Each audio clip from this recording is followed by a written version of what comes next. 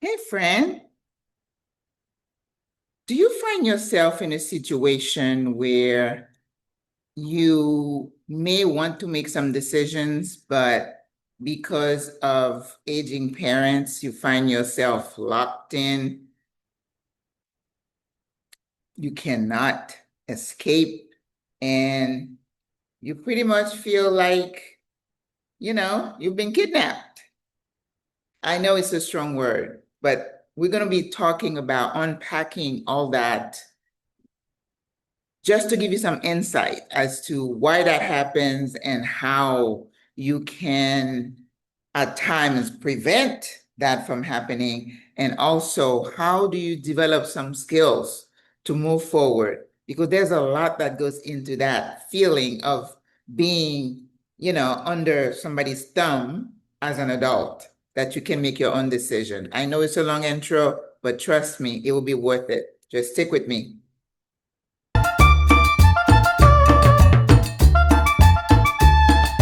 Friend, welcome back to Single Women Retiring Abroad.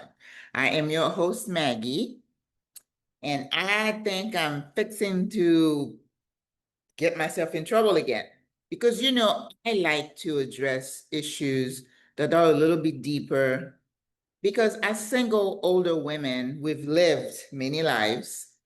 We have lived through different experiences. And sometimes it pays to go a little deeper to see what's going on because we are mandated to being mentors to younger women. And if we have made some mistakes, we hope we can teach them to avoid at times, if that's possible. You've seen the topic. Are you being held hostage by your aging parent? Let it sink in. I know those are strong words, but I just could not figure out a nice way to say that some parents got you under their thumb. It's what they want to do with whatever time they have left without regard for what you, as the adult child, want to do. But before we go any further, if you don't know who I am Maggie.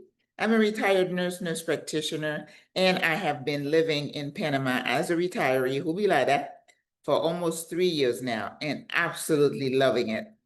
I am also the creator of SWRA, Single Women Retiring Abroad, a group of sassy older ladies who are spending time together, who are intentional about creating community so that we can live our best lives, whatever time we have left here in this beautiful country of Panama while we reinvent ourselves.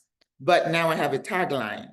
The ultimate goal of SWRA is to create a newer model of aging away from your original country, a model of aging that is sustainable and affordable. Because isn't that why most of us move abroad, retire abroad? We're looking for a higher quality of life and a lower cost of living. In a nutshell, are you being held hostage by your aging parent? And the way I want to frame it, it's like, yes, you could have that feeling because let's say you wanted to move abroad. I get that comment, that in my comments a lot. Oh, I would love to relocate, but my only, what's holding me is my parents being older. And we get that because we are older, right? We're getting older. And I don't want it to sound like we are passing judgment on those parents because, life happens and we evolve and situations change and everybody gets to make decisions for themselves.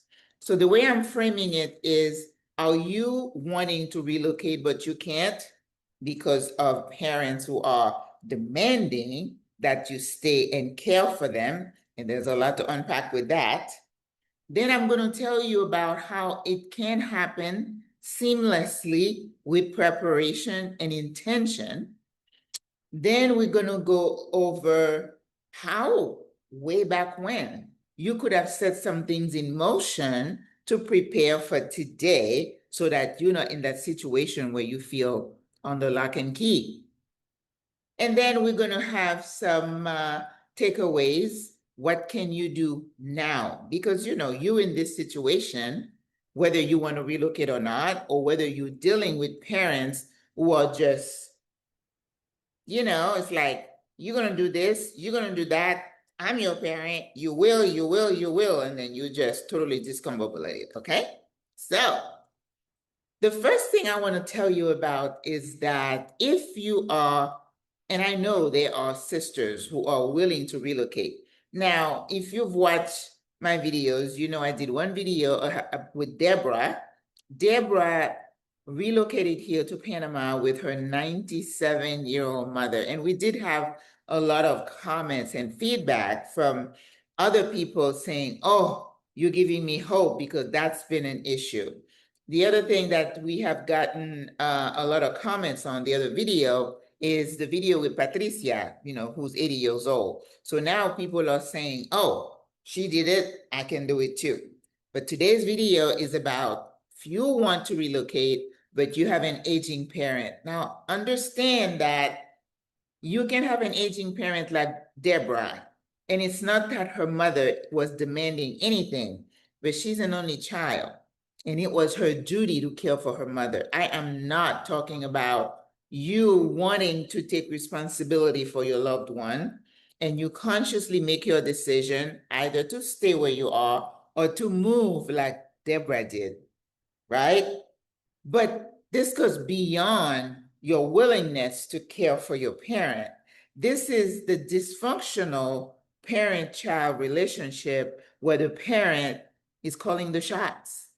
And your parent has told you from way back when, you're not going to put me in a nursing home. You will take care of me. So that you've been prepped for that, right? But those parents also, even if you're not moving, not wanting to move away, because if you're under their thumb like that, you say, well, that's not going to happen for me. You've resigned yourself to that situation. But I have seen it. Remember, I'm a gerontologist and I work with a lot of older people. And the parent-child relationship stuff that we've seen, that I saw, runs the gamut, okay? Because it could be somebody who was so overprotective. I had a lady who was the child, not the parent, was reversed. She would even control how much pain medication they would give the mom and would keep the poor woman in pain because she didn't want her to be addicted to Tylenol. Tylenol. So the parents, though, I'm talking about, who have, I don't want to say prepare, but they have prepped you with the idea that when I get old, I'm not going to nursing home. I'm moving in with you. They're not saying if we can. It's the expectation that you're going to take him in. Now, granted, there's a lot of cultural influences or cultural factors that come into play where, in certain cultures like Caribbean, Asian, here in Panama, where the children are expected to take care of the aging parent, but the society is different. The extended family is involved. The community is involved, which is what you don't have in the US. So cultural influences are not equal. So your situation, where you come from, where we come from, is that you don't have the community support. So it falls on you alone to take care of that parent. And if the parent starts early, you will go shopping for me, although you could have ordered food delivery, right? You will take me to the doctor's appointment, take time off from work. Hey, I'm ordering you. I'm your mother. I'm your parent. You owe me this. And the guilt and the pressure that is put on you, again, they're just prepping you for this role. And you've embraced it unknowingly. And then what does that do to you personally? you're not doing well at work because you're being called here, called there. She always, you have parents who call you every single day, several times a day. And if you don't answer, oh, God help you. And then there is friction between your mother, your partner. I mean, it just creates a lot of stress. And your cape, like Stephanie Perry says, gets wider and wider because you got to take care of your family, your kids. The sandwich generation, we talk about you having to deal with your family and your aging parents. So, and then you're in the middle, squeeze between the two. You don't know which way to go. That's the sandwich generation. There's a lot of pressure that comes into play. Your family is going to suffer because there's only one of you. But they tell you, hey, she takes care of her in-laws. She's taking care of her own parents. She's got kids. She's got a husband. Boy, you're doing it, sis. You got it together. Really? Is that why you're putting on weight? You can't get off? You don't have time to go to the gym to exercise. You cry yourself to sleep. You overeat. You stress. You're anxious. The lie that we bought into. But you know what, sis? When we're going to look a little bit further on, you've done it to yourself in a lot of ways. I know, please, no judgment. When you go to therapy, and I'm a psychiatric nurse practitioner, when you go to therapy, you are to go inward to see what's happening, what's causing the situation, and then you develop skills to help you deal with it. This is what this is about. So, okay, so now we're telling you this is beyond just relocating. This is just parent-child relationship where the parent is dominating and putting their thumb on you and you feel like you're held hostage. You can't do this, can't do that. Oh, mama wouldn't want that. Daddy wouldn't want that. How is that going to work long-term for you? Probably not. So that's that one. But now I wanted you to know that it does not have to be this way because I am an example of how we can take care of an aging parent without feeling like we've given up our life away to this parent. Because trust me, they'll try. But if you don't allow it in a loving but firm way, you can make it work. So today I have a surprise for you. My little baby brother is visiting me. Hey, this is Johnny. I asked him, I don't know why he's here because it's like a workation, he calls it, in meetings all day. But anyway, I dragged him out here for a few minutes. But the second part of the situation I want you to see is that you can frame, you can prepare for what's going to come, and it can have a positive outcome. So Johnny and I'm an oldest, Johnny's the baby, my sister's in the middle. Our mom has been single for a long time, very independent person. But you know what? As I always say, it's not if, it's when something's going to happen. So I vividly remember us, maybe it was a 3-way call, Johnny. Mm-hmm. Maybe I'll let you introduce yourself a little bit. You don't have to say everything about you, but sure. So it'll be too long. You see those glasses? He's smart as a whip. It'll be too long, but yep, Johnny Sixten, and I live in New York. I work for New York City's Economic Development Corporation. I'm senior vice president there. Long experience in the public, private, nonprofit, philanthropic. Travel all over the world. We used to work as a consultant. Where you used to be in the jungle of Indonesia, and we used to say, "Okay, if something happens to you, we won't even find your body." We're survivors. We're survivors. So but very happy we are close as siblings. We live in different states, but we got each other's back, so that we had that going for us. And I know we are blessed in that way, right? Because not every family is so blessed and in sync as to when we make decisions for our aging parent. So I remember vividly, I think we had a 3-way call, and we say, talking about it kind of haphazardly, but it was one day it was like, okay, we need to sit and decide what are we going to do when mom needs help, supervision, right? And I think we decided what we were going to do. She was going to go back home and how we were going to divvy up the duties and the money. Mm-hmm. It was seamless. But Johnny was going to live close to where mom was at the time. And I think that made the decision easier for us. Yes. Because we were not going to just send her, out there. Yeah. And we arranged for her to have the support and the help that she needed.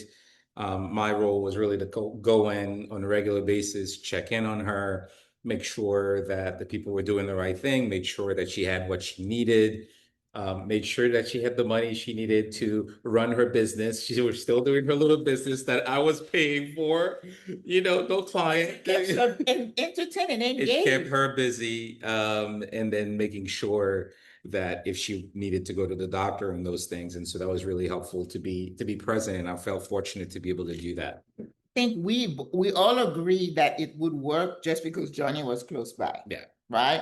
Because when you are doing remote parenting of an older parent, that's tough. That is tough. And we're going to talk about a little bit about how you can make that work for you. But I want you to know that the fact that we were in sync and we had agreed, we came up with the plan and we were committed. We were like on a quarterly rotation of who's going to send money this month, next month, and it was a clockwork. We didn't question it because it was something to do. Mom had like 2 people taking care of her at the house, attending to her personal need, cooking for her. The other thing too, I think that was very important to us, Johnny, is because the socialization part was important for me personally, that mom wasn't going to be, the nursing home thing wasn't something that we even contemplated. It wasn't an option for us. But she had, she has her house, a 2-story house, and she was on the top floor, and she had the lady at the bottom come and check on her every day. My mom lived in a neighborhood where they all knew her. On Sundays, people come to the house after church to eat. And so that was important to me. And important to her. Right. Because she needed to be in her environment, around her people. She could sit on the balcony and watch people. Oh, she loved that. I loved that. People watch. People watch it. So that was really important. That was important. So we felt blessed. And then the day when Johnny called me and said, Mommy's gone, was a sad day. But you know what? I had been praying to God that mom would die at home. Mom is a survivor of the earthquake that happened in Haiti in 2012? 2010. 2010. And after that, mom had an episode of dementia. And I think it was a self-protective mechanism of her brain that she just lost. She didn't remember anything about that, for which I'm grateful. So mom came to live with me in the US, and I took care of her for a couple of years. And even then, my sister was involved. We were all in sync. So I'm trying to say to you that it can be done, that as sibling, you divide up, the responsibilities. And then when he called me and said, Mom said to the person who was there, I don't feel good. They took her in the bathroom, gave her a shower, laid her down, and she went that way. And I was so grateful that we didn't have to rush back home, in the hospital, ICU. And I know we're not all going to be that blessed. That's the way I'm praying to God I go. But again, sibling together, committed. And let me tell you, mom didn't say, oh yeah, I'll go. No, she resisted. But we were like, Mom, we look at option A, B, C. This is the best option, right? So when I'm talking about you feeling like you're being held hostage, it's like, wait a minute. We are grown.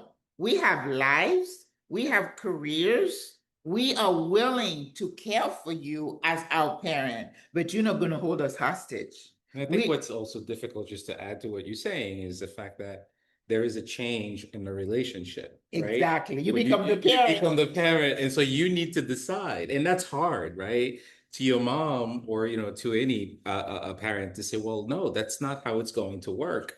And they're just on yourself. It's a really Yes. difficult Yes. decision to And make. this is what I think a lot of people just are not skilled. Yeah. You feel like almost like it's disrespectful. Mhm. It's not. You being assertive because the end can be pretty traumatic in scope of money and care and mental. There's a lot that goes with it. So you have to kind of do your research, get your fact, look at the finances. What can we do and not allow this parent to just run the show, run you ragged? You don't know what you're doing. You're stressed out and you're going to lose any savings or whatever. I don't think that's love. I really don't think that's, what is that? Filial, obedience. Yes, you're my parent. You gave me life. I owe you to care for you, but it can't be all on your terms and demanding things that may be unreasonable. That's right. And I think that would have created a lot of stress for us. But we were united is no, this is the best option, mom.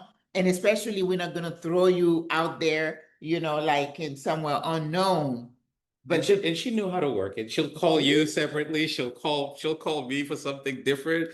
She's just trying to get her way, just trying to get somebody to agree with her. And then we were on schedule when to call her too, Yeah. because if she didn't hear from so we bent the rule a little bit, but just didn't let her run all over us. So anyway, I just wanted you, that was my second point, that it can be done. And mom went peacefully. It was beautiful. It was still sad, but death is inevitable.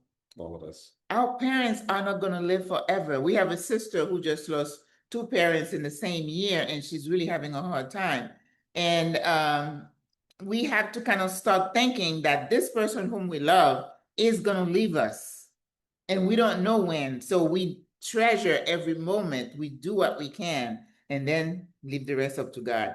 Thank you, Johnny. I wanted to just show you that it wasn't me alone doing it. My sister, who's over there, she was. Well, I We were think the equally last thing I think we involved. should add is even to the very end in terms of, the last process, the funeral, Mhm. we had a call and we agreed and it was smooth because There was no question. we had a commitment of what I was going to do, what you guys were going to do, and what my responsibility since I was on the ground. And there was I didn't feel like it was a burden on me. We didn't question. Yeah, exactly. There was I recommended, trust. and we you accepted, and I had, and then of course be respectful to your other siblings in terms of, I did my Excel spreadsheet. Here are the expenses. Yes. I had it in a Google sheet so everybody knew. It's not, it's not because you feel like you don't trust your sibling, but you want to make sure you do things in such a way that you build on that trust so that there are no questions. But yeah, so it really worked out. Beautiful. But sometimes I'd call mom and it's like, well, how you doing? He's like, well, I haven't seen Johnny in 2 days. I'm like, but mother, he's working. He's got a family. She was trying. Yeah. But you were like, hey, so With love. like you said, we become the parent in a loving way, but you got to stick to your gun. All right, Johnny, thank you. Thank you, sis. Thank you. Oh, I'm so lucky that he was here. I just kind of hijacked him. So now you see that you can make it work. If you're lucky enough to have siblings who love you, if you trust each other. We have a sister in my Spanish class who kept saying that she had to go. It was her turn to care for her mom with dementia. So I think it's beautiful that they're separating and they're sharing the load. That's the way to go. All right, so the third part of okay, before we go any further, please consider liking, subscribing, and share the video. I want to thank all my subscribers. I was watching another comment before, said, congrats on 3,000 subscribers. And now we're nearing 18,000. I'm just very grateful. I don't know what I did, but I thank God for his grace and for you, my channel members. Please consider becoming a channel member. We want to work out. Now, I opened it up on Mondays and Wednesdays, but on Friday it's going to be only members again because I want them to feel like they're getting something special. All right. So the third aspect of this topic I wanted to address was, what could you have done differently to get to the position where we were as a family, where we are in sync? And I know sometimes there is sibling. If that situation is yours, I feel sorry for you, because if your siblings are not united on how you can take care of these parents, you have your work cut out for you. And in my practice, I have seen many times where it falls on one person. The others are like, hands off, I don't want to, I can't. Listen, sis, I'm not saying there's nothing you can do.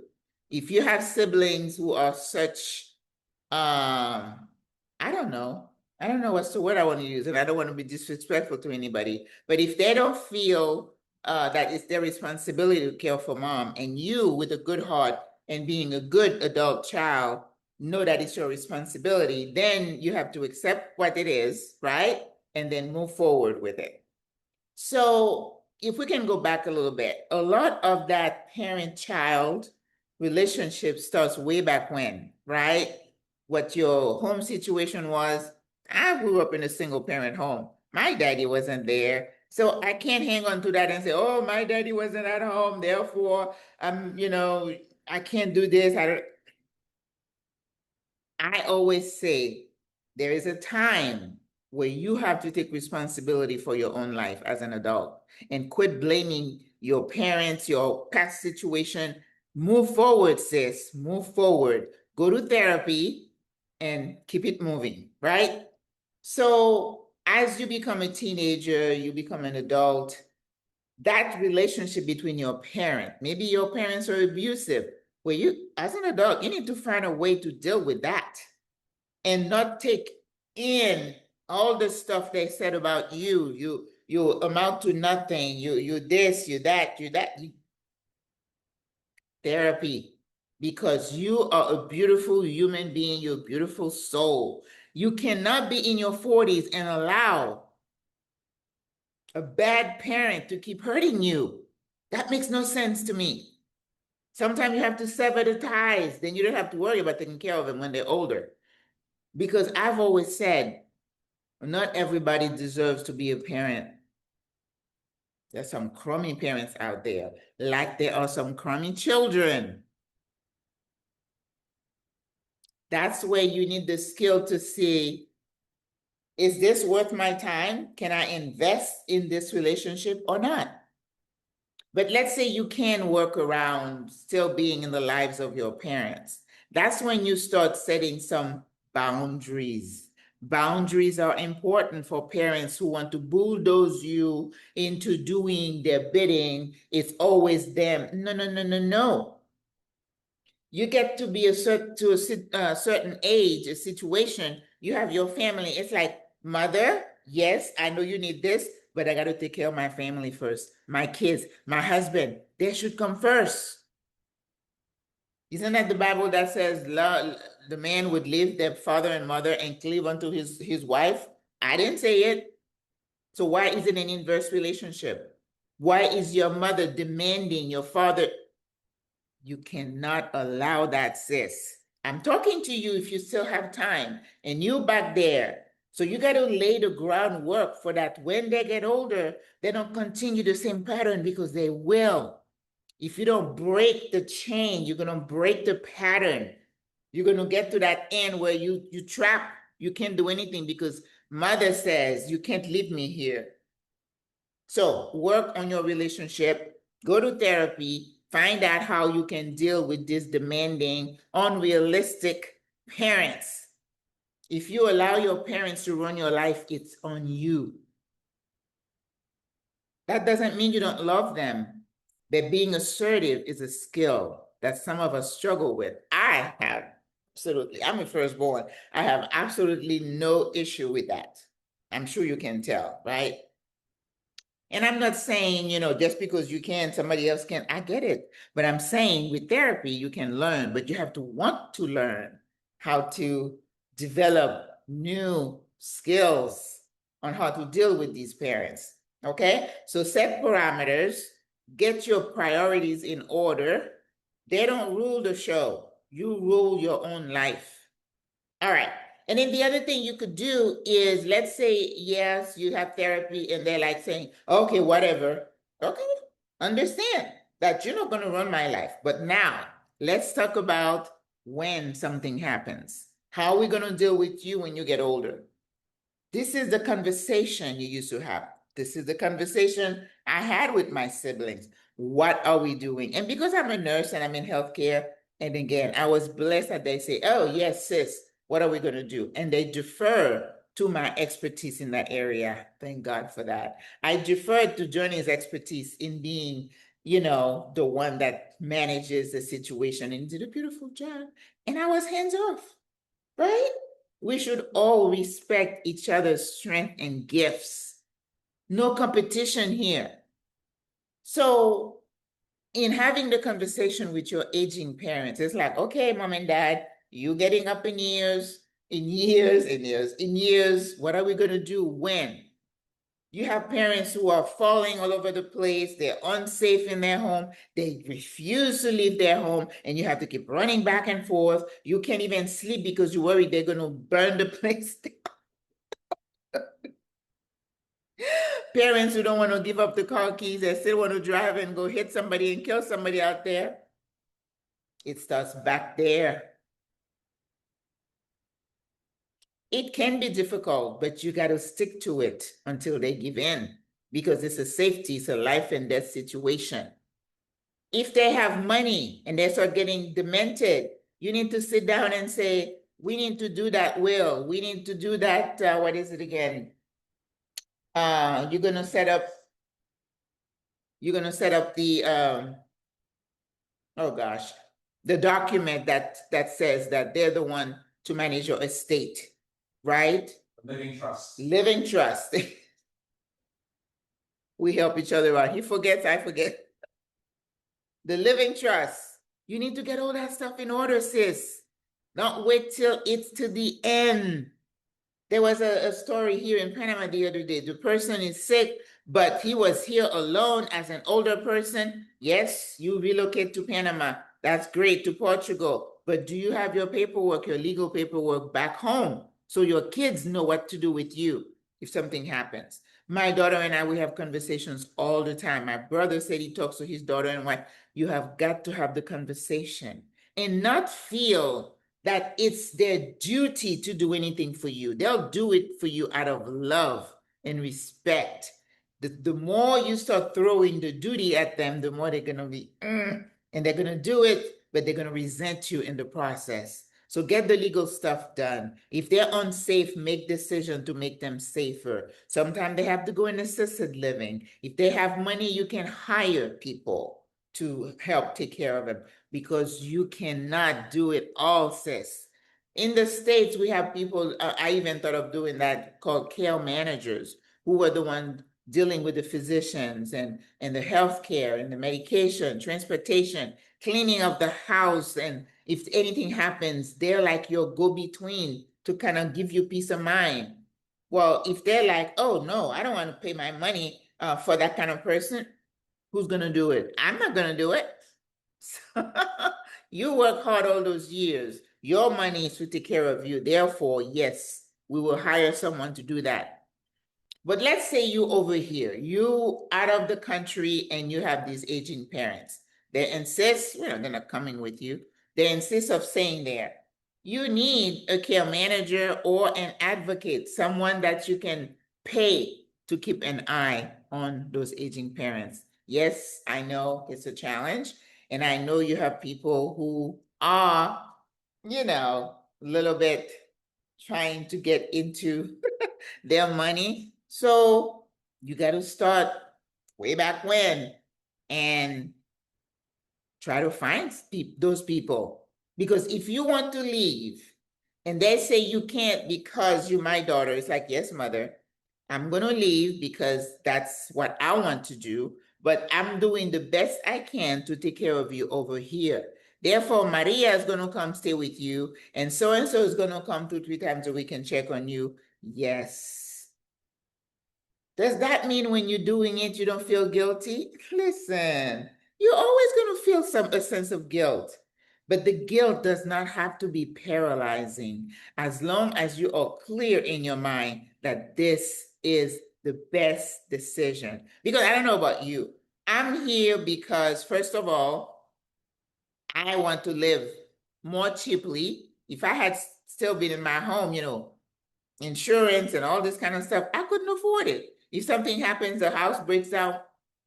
So we did the numbers, we did the calculation, and we're like, we need to find a cheaper option, for retirement. That's why I'm here. Okay. So if I'm here because I'm trying to live easier, but then if I am constantly being called in the middle of the night, and I have to fly back and forth to take care of you, you're in the hospital, I have to fly. How are you going to rest? How are you going to enjoy retirement? You're not. So that's why you need an advocate back there, more than one sometime, to manage all of that. But you have to be working on those aging parents way back when, so they know what's what, and you're not being bamboozled, under their thumb, hijacked, kidnapped, that you can't. So that was number 3. So now number 4, don't forget to like, share, subscribe, give the video a thumbs up. If you're a subscriber, I thank you. If you're a future subscriber, I thank you. So what if you're in this situation now and you have an aging parent back home? I just said it, right? So when you leave and they're upset, maybe they're not talking to you, it's the same thing I tell people when you're saying you're going to leave, even without having the burden of a parent that is authoritarian and wants to control you. But just the fact sometimes, that you tell someone you're moving to Panama, who do you think you are? You get all the feedback. Now people say, move in silence. Don't tell them, just leave. But if you have aging parents, I don't think you can do that, because you got to make sure the doctors are involved. You got to get your advocate. You got to get other people. And hopefully, ideally, you would want to have other siblings back there to help you. But if you're like Deborah, you're the only child, that's why she brought her mom with her.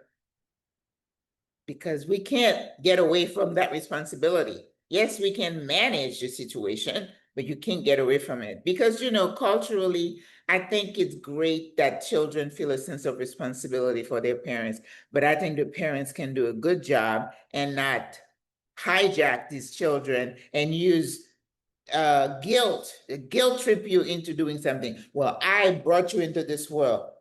You hear parents saying, I was in labor with you for 3 days. And this is why you can't leave me.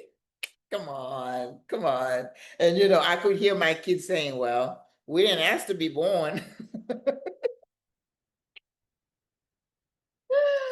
But I have 2 boys and a girl, and I can tell you, I'm talking to the girl. The boy, we don't have this kind of conversation. It is what it is. And that's why I am being proactive. I'm trying to make decisions for myself and relieving them of the burden of having to worry about, oh my goodness, what to do with mom. I don't ever want somebody to call and say, we don't know what to do with your mother. Come get your mother. No, I don't want that. And this is what SWRA is all about. Every time I think about it, I'm like, I'm not doing enough. We're not moving fast enough. But I know it's not a sprint. I know it's a journey, and I need to learn a lot more. But I need to spend more time doing the learning, because, things are moving too fast and we don't know what's going to happen. So in the situation, get some help. Get the living trust done. Get the DNR. Get the cremation plan. Have support and open the lines of conversation and talk to those parents. It's like, mom and dad, I know it's not ideal. I know that's not what you want, but this is the best we can do right now. So don't allow yourself to be bamboozled, hijacked, guilt-tripped. You have to live your life, sis. There's only one life to live. A lot of us came to Panama. People are stressed. They hadn't slept. This lady said, I think I slept for 2 weeks when I came here. Which human body can handle these kind of stresses over years? and you wonder why you have autoimmune disease and you have headaches and you have rashes and your hair's falling out. You can't do it. It's a myth. When they tell you you can take care of, I've had people say, well, I took care of my in-laws. They were in her home, caring for them, feeding them, changing them. Then her parent, and then she still got her family to take care of. Come on. Who gave you this job? You accepted it. Release some of that. You're going to kill yourself. Okay? So, sis, if you feel like you're trapped, you're not. It's up here. You've allowed it to happen, but you can change it. So what are some takeaways?